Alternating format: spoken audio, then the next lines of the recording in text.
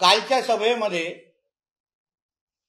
वाढवण बंदराच्या संदर्भात उल्लेख करत असताना मी छातीटोक पद्धतीने सांगतो की आदरणीय राजसाहेबांना चुकीची माहिती दिली गेलेली आहे। मी स्वतः त्या खात्याचा मंत्री आहे, बंदर खात्याचा। महाराष्ट्र सरकार म्हणून वाढवण बंदरमध्ये आमचा 26% वाटा आहे महाराष्ट्र सरकारचा, 26%।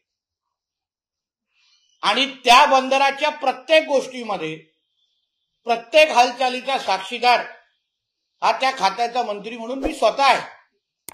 प्रधानमंत्री असतील, आमचे मुख्यमंत्री असतील आणि आमचे सगळेच बंदर खात्याचे अधिकारी अतिशय चोख पद्धतीने आणि बारकाईने या वाढवण बंदरामध्ये सगळेजण काम करतायत।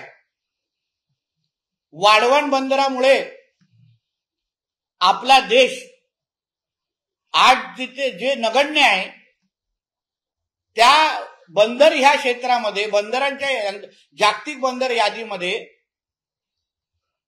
एका त्या वाढवण बंदरामुळे पहिल्या 5 क्रमांकामध्ये येऊन थांबणार आहे।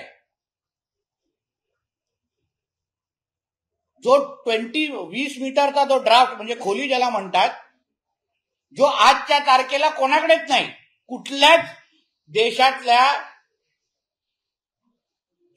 सर्वात जास्त खोली असलेला जो मुंदडा बंदर आहे, मुंदडाकडे बंदर आहे, तो 17 मीटरचा आहे, हा 20 मीटरचा आहे। आणि ह्याच्यामुळे सगळ्या पद्धतीचे जहाज, मोठे लहान सगळ्या पद्धतीचे जहाज त्या वाढवण बंदराकडे येऊ शकतात। अच्छा, मग नोकरी संदर्भात अगर आपण बोलाल तर 12 लाख डायरेक्ट आणि इनडायरेक्ट पद्धतीचा रोजगार हा फक्त एका वाढवण बंदराच्या माध्यमातून स्थानिक तरुण तरुणींना भेटणार आहे, महाराष्ट्रातल्या तरुण तरुणींना भेटणार आहेत। आणि त्यासाठी आदरणीय लोढा साहेबांच्या मंत्रालयाच्या माध्यमातून कौशल्य विकासाचे असंख्य कार्यक्रम घेण्याचे कार्यक्रम सुरू आहेत। त्याच्यामध्ये आमच्या मत्स्य व्यवसाय खातं पण आहे, कारण का असंख्य मच्छीमारांच्या तरुण तरुणींना वाढवण बंदरमध्ये येणाऱ्या नोकऱ्या कुठल्या, त्याच्यामध्ये लागणारं कौशल्य कुठलं, या सगळ्याबद्दलचं मार्गदर्शन हे आम्ही त्या कौशल्य विकास कार्यक्रमाच्या माध्यमातून आम्ही आता देतोय। एवढं मोठं बंदर अगर आपल्या महाराष्ट्रामध्ये येत असेल आणि त्या एका बंदरामुळे 12 लाख तरुण तरुणींच्या नोकऱ्या आणि 2 हाताला काम मिळत असेल तर मग ते बंदर कसं चुकीचं आहे? त्याच्यामध्ये असंख्य मोठे छोटे उद्योजक आहेत, काही मराठीही आहेत, मोठ्या प्रमाणामध्ये खरं तर मराठी आहेत, जे त्या वाढवण बंदरामध्ये आज त्यांनी गुंतवणूक केली आहे, कामं करतायत आणि मोठे होत आहेत।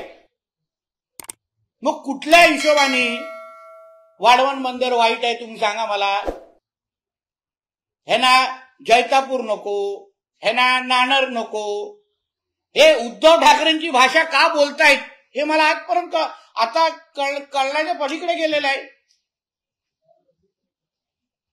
चांगल्याला चांगलं म्हणणं हे माणुसकीचा धर्म अगर असेल तर आपल्या महाराष्ट्रामध्ये एवढा मोठा बंदर येत आहे, त्याच्यामुळे महाराष्ट्र आणि देशाचं नाव बंदर यादीमध्ये अगर मोठ्या प्रमाणामध्ये तिथे पोहोचत असेल तर कोणाचाच त्याला विरोध होता कामा नये असा मताचा मी आहे।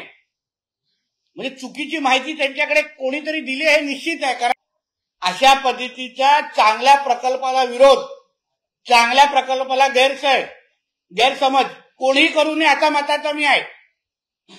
अदानींना भेटीगाठी सगळेच करतात, फोटो आहेत शिवतीर्थावर येणाऱ्या अदानींचे, मातोश्री तेवर येणाऱ्या अगर कुठला उद्योजक अगर आपल्या महाराष्ट्रासाठी देशासाठी अगर रोजगार निर्मिती गुंतवणूक करत असेल तर त्याला विरोध कशाला करतोय? आपण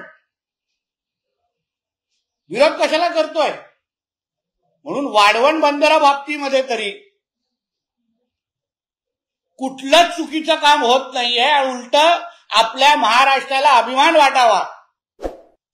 वाटावा अशा पद्धतीचं काम, आणि त्याच्यामुळे असंख्य तरुणांच्या 2 हाताला काम या फक्त ह्या वाढवण प्रकल्पाच्या मुळे मिळणार आहे, हे मी छातीटोक पद्धतीने सांगू शकतो.